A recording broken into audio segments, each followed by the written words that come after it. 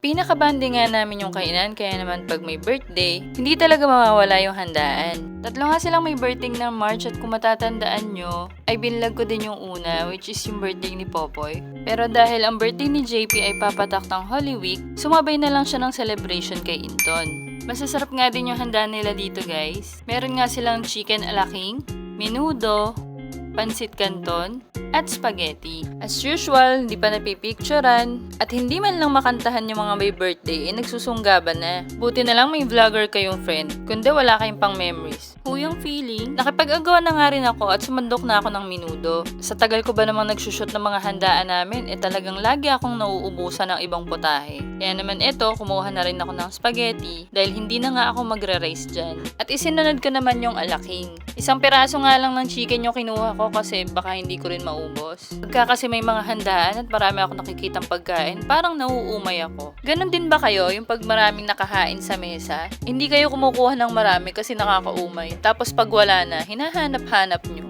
Tama naman to, feeling vlog niya. Ito nga pala yung katim ko na bida-bida din. At sana kung may mga new hair na darating, huwag na sana siya madagdagan. Kasi Diyos ko, siya palang kotang-kota na kami. May lagay, para kasama ako.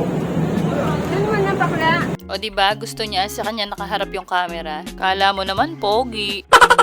Nagumpisa na nga rin akong kumain dyan dahil mamaya ako naman mag-aasikaso ng coffee jelly na ginawa ko. Nagambagan kasi ulit kami para meron kaming dessert. O paano, kain muna ako ha.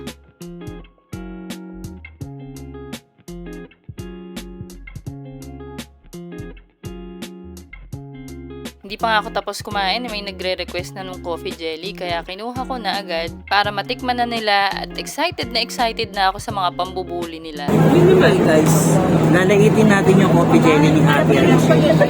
Titingnan natin kung totoo bang masarap na 10 times sa gawa. Sabi kasi nila bakit daw kulay putik yung coffee jelly ko. Sinadya ko talaga yan na black ko laman yung gamitin ko para hindi na ako mamroblema ng maraming amount ng kape. Kasi di ba pag unflavored yung ginamit mo, maglalagay ka ng maraming kape para magkakulay yun. Hindi ko rin yan masyadong tinamisan at tinampangan ko din yung kape ng cream niya dahil night shift nga kami at kailangan lagi ng kape pampagising. Ano to, Batangas flavor to. Ala coffee jelly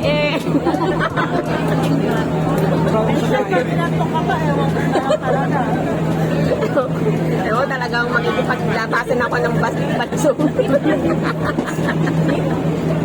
May paglabasan talaga ako ng balisong nito pag natulog yun Lait-lait pa kayo? Panay din naman ang kuha nyo? Ano yan? No choice? Ayun, kita nagsasama na. Yung palagay nga ulit. Pangatlong kuha na